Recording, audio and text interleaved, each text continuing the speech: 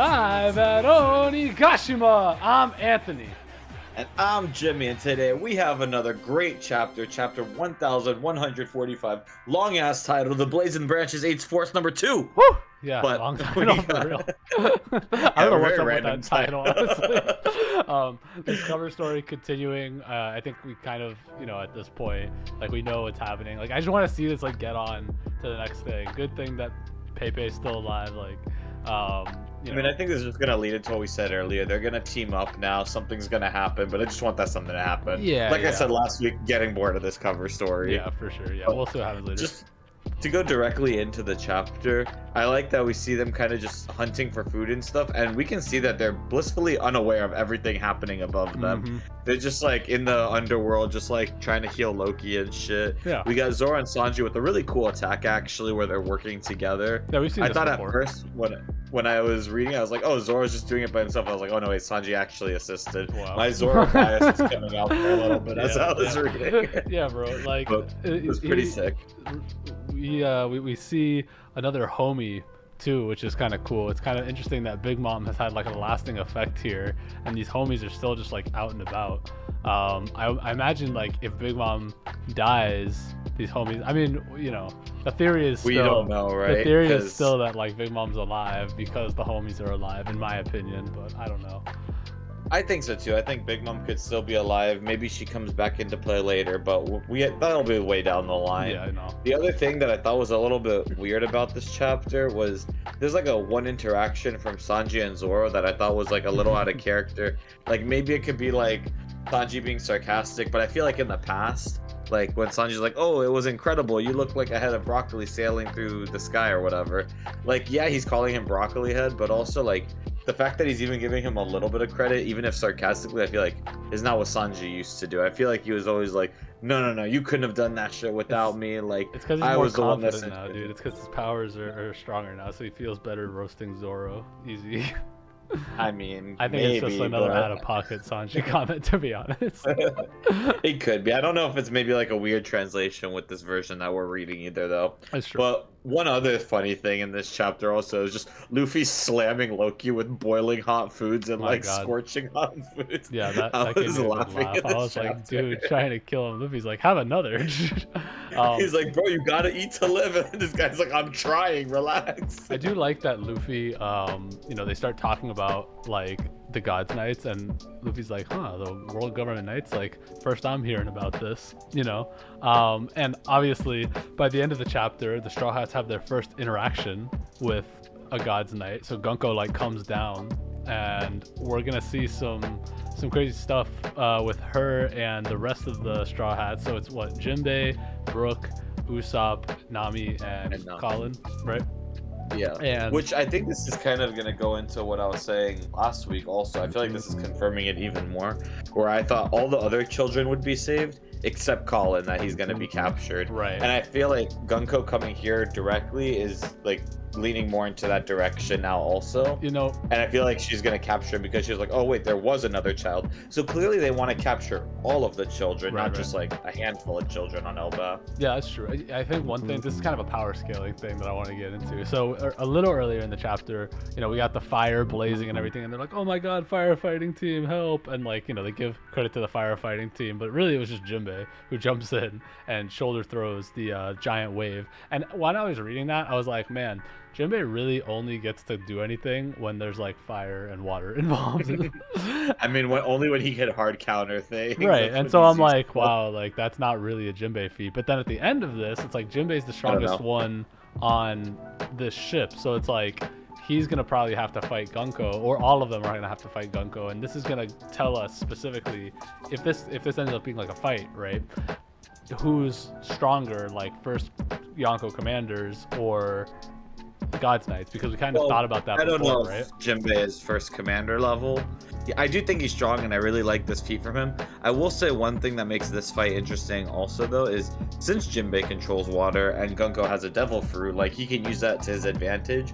So I wonder what she's going to do to try to avoid that, because I can't imagine Jinbei's just going to splash her with water and she's going to crumble, right? No, but she traveled here through the air or something, or she got here really quick, you know what I mean? And they're in the sky. Yeah. So I feel they were pretty close by, to be fair. They were watching the kids, which, by the way, really fucked up from the gods. It's like, haha, they're gonna burn alive, and then they're gonna Oh yeah, scream, dude. and they're gonna be burned to their bones, Yeah, and dude. then it'll be hilarious. So I'm like, We're Jesus definitely still Christ. seeing like the celestial dragons be the celestial dragons. I don't know how this like fight is gonna pan out. I feel like it being one God's Knight against four of them, it could be interesting. Another thing is that like Usopp's here, right? And Nami, I think, is another important thing. Is that like Nami's gonna be really struck by the fact that like Colin gets taken because like she's the person that like her whole thing is protecting children. And then Usopp, this probably is a good metric for him to be like, damn, like I really am not strong enough, and this is like this is Elbaf. Like this might be a moment for Usopp where like, oh, Usopp can be like, Jinbei, get him, but then Jinbei loses or something, which huge L for Jinbei, just saying. But Yeah, I mean, if this that would be a good happens. realization moment for Usopp, which, like you said, he's just like, he tries to fight back. He has some tools, but we've seen it before. His tools aren't really strong. They're more like disruptive and crafty, but you can't really take out like high tiers with that level Right. of power. So he's gonna need to do something to level up. Yeah, and I'm sure like Zeus can do something here. Like they're in the sky, so maybe he can help a little bit. And then Brook, I mean, I don't know what Brook's gonna do against Gunko. We'll see if Brook Try to has freeze something. the arrows, but I don't think that'll do anything, to be honest. Yeah, if he's drunk too, isn't he? No, Like, you know what he's gonna do? Actually, I just realized he's gonna start playing music, play New World, and then Gunko's gonna be like, "Oh my God, you are the one that made this song that I love." True. And then she's just gonna become a fanboy and join the Straw Hats. Yeah, maybe that's one of the things that like wakes Gunko up. Like there's this whole theory going around that Gunko, is like secret agent, whatever, and like has ulterior. That's not her trigger word. Yeah, that's She's a like, trigger. "Oh my God, New World." That'd be funny, honestly. Yeah, I kind of do like this like grouping of Straw Hats, to be honest. Because on the other end, we have like obviously like the monster trio, and then Robin and Chopper, who aren't doing anything, unfortunately. I think that Robin totally could have maybe done something to help here, but Right, I feel like helping like stop the kids or something. Like she sees Saul doing it, and her powers, like I said before, I was like, her powers would be pretty good for helping stop the Yeah. kids, and now she's not really doing anything with it.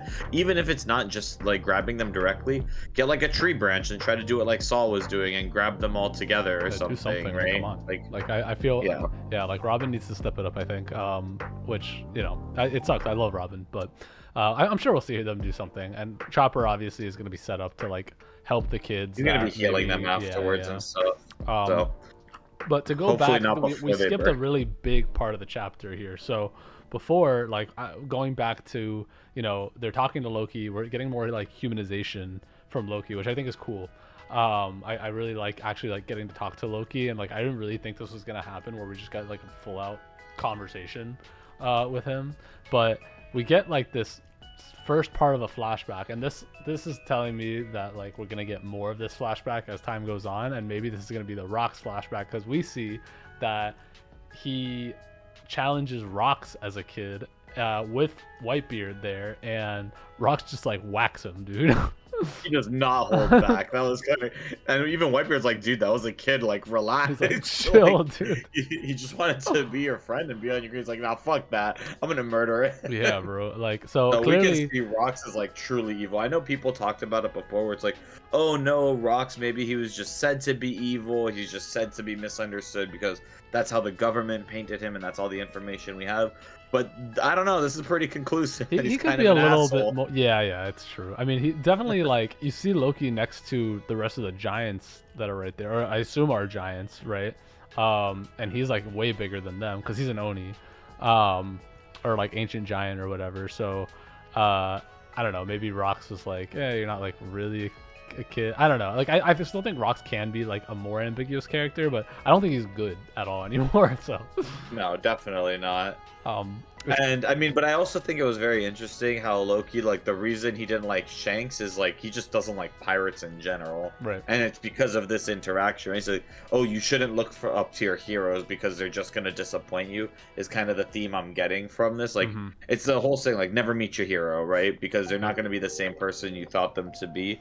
And I wonder if like Luffy's gonna be able to change Loki's perspective on that throughout this arc. Yeah, true. I mean, it's interesting. So Loki says here, all in bold letters, "I was born in the wrong era." So like, which is weird because we keep on seeing that like this is like the new era, and that was an era, I guess, of just like up and coming. Like that was before Rogers' era even. So Yeah. you know, giants live so much Because longer, so it's weird. Like I still feel like yeah, Loki could totally like be a huge part of this era, and like he clearly plans to be. You know what I mean? But he feels that he probably could have, done even better had he been a little older when he met Rox, because like maybe he would be a Rox pirate, honestly.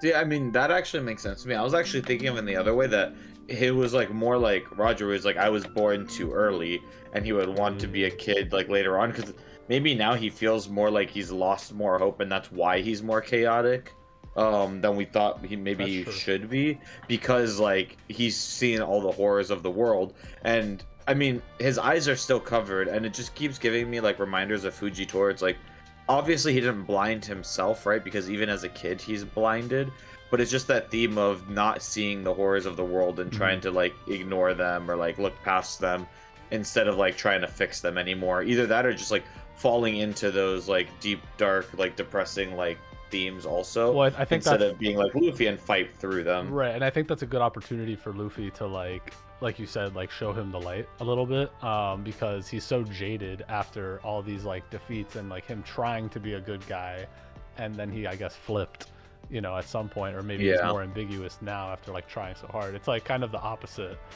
of like Luffy maybe, where he went through hardships, but he ended up becoming good or whatever. So it's kind of like a nice parallel. Um, a little further in, right after that, we see Gabon start to do some stuff, which is cool. We see Gabon. Yeah. Yeah. I wonder how strong he's gonna be. I mean, he even says it himself in this chapter, like, "Oh, thank God, like these things were the children's imagination, because if they were really what they were, we'd be screwed." Right. Which just, I think, highlights even more what we were talking about before about Killingam's powers and how crazy busted they can be. Because if these are like the weak versions of like these dream powers, imagine when you come up to somebody that has strong like thoughts and strong dreams or nightmares or whatever it is, and they actually manifest into like literal demons. Like, imagine somebody who's seen like Kaido, for instance, and they have a full picture of that, and then you just summon more Kaidos, because why not? Yeah, like what would Loki's like nightmare be? You know what I mean? Like, Yeah. that would be kind of crazy. And it also kind of seems like, because there was a lot more of these demons than I initially thought. It looks like he can summon more than one copy of certain things. Like we see with the skeletons, there's multiple of those skeleton ones. So it's like, was that just multiple of the kids' dreams was the skeleton monster? Or are you able to take one dream and duplicate it over and over? And if that's the case, that becomes even more busted than we originally thought too. Yeah, I mean, like it easily as much could just be that multiple kids like had the same kind of nightmare or whatever. Yeah. Because these are like fables of Elbaf, so they would have common fears, I would think. But another thing that we see that I thought was interesting is when Gabon says like, "Oh, I hear more voices." It's the voices that strange can't be suppressed. I can hear them. If Elbaf is no longer safe, the world is really ending. So it's like, I don't know if he's referring to the Gods Knights. But clearly, this is like an observation hockey feat, which is interesting because like we know that like Sanji has good observation hockey, and if Gabon is like a parallel to Sanji because he's the wing of the Pirate King, then like I would expect him to have a little bit good observation. This is kind of like a next level. Like, I mean, Sanji does have really good observation hockey, I guess, especially with like women, but Hey, so does Gabon. That's again where they parallel, right? So like, I don't know if he's referring to the Gods Knights or if he's referring to like something else. Like, we have to remember we still haven't seen all of Elbaf. Like, we haven't seen the Heaven Realm at all yet. So there could be something even more nefarious coming. That's true. Or some type of like help from the Heaven Realm, right? Because maybe that, like we were saying, maybe how the Heaven Realm could be suspicious before, but it could be the opposite, and it could just have like extra Elbaf gods up there that come down to like help when like it becomes like the darkest days or whatever. Right. Yeah, it's But gonna yeah, be. this is a great chapter overall. Like there's a lot that happened here, and you can see that the action's like really picking up through a lot of it. Yeah. And I mean, there's only one real bad part about this chapter though. Don't remind me, bro. But remind me. Yeah. It's okay. We got a lot of chapters in the meantime. We had like 3 in a row. We're back on a normal schedule, but we got a break next week. Oda needs some time to cook. But we do got the anime coming back. Yeah, so we got a cool little that's a like positive. color spread. I'm pretty sure this is like an official thing. But this like color spread of anime style straw hats is really cool. Like in anticipation for Egghead coming back, which would be it's gonna be so sick. Like this is gonna get us talking again about more Egghead stuff. Seeing some dope animations. I'm really excited for like Kizaru versus Luffy, the Gorosei. Yeah, all the of that, Gorosei is what's gonna blow my mind honestly the most. So, Like I can't wait to see all of this stuff. yeah, me neither. And to see like Bonnie's whole backstory and stuff too. I think it's gonna be fantastic. Absolutely. All right. Well, thanks again for joining us, y'all. Like, comment, subscribe if you liked everything, and give us your theories in the comments. There's a lot that happened in this chapter. Is Zoro stronger than Sanji? Yes. Yes. Zoro is stronger than Sanji. Fight us in the comments on that. And until next time, peace. Peace out.